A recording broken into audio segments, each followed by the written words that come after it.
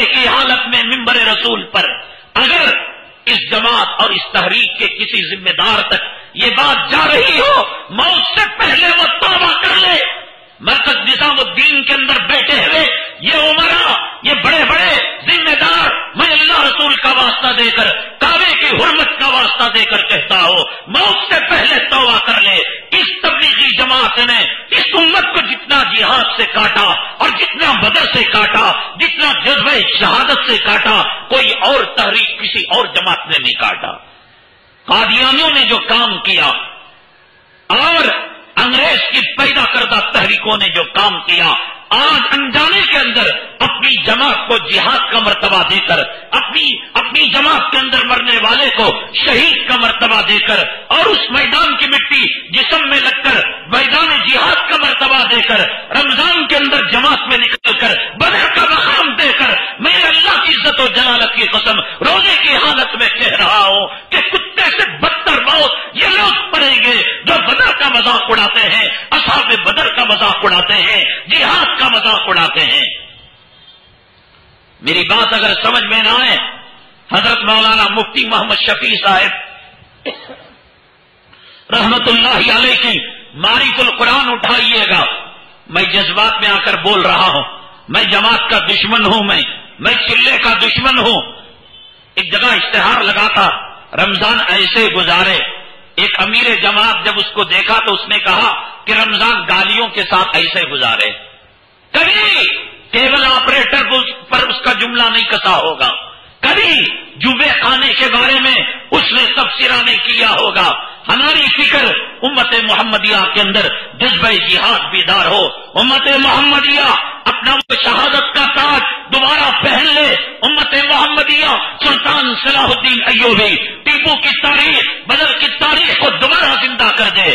اور یہ کہنے لگا کہ نہ، یہ تو مہینہ گالیوں کا مہینہ، یہ گالیاں ہیں، یہ گالیاں ہیں۔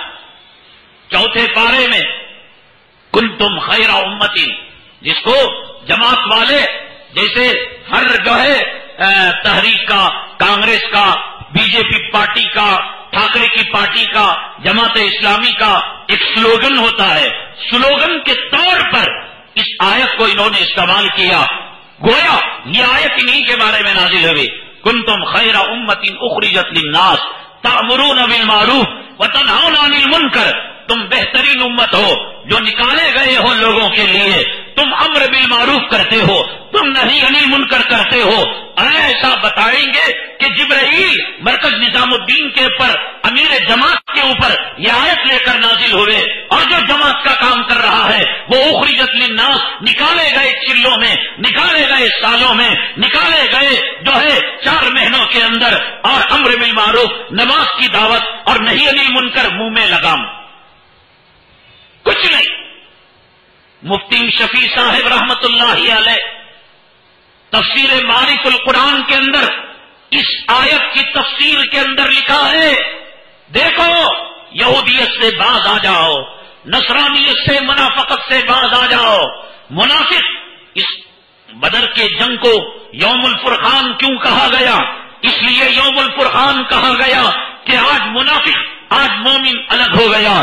یوم الفرقان اس لیے کہا گیا کہ آج سچے پیٹے والے اور جھوٹے پیٹے والوں کی شناخت ہو گئی۔ یوم الفرقان فرق کرنے والا دن اس لیے کہا گیا کہ سچے نمازی اور جھوٹے نمازیوں کے اندر فرق ہو گیا۔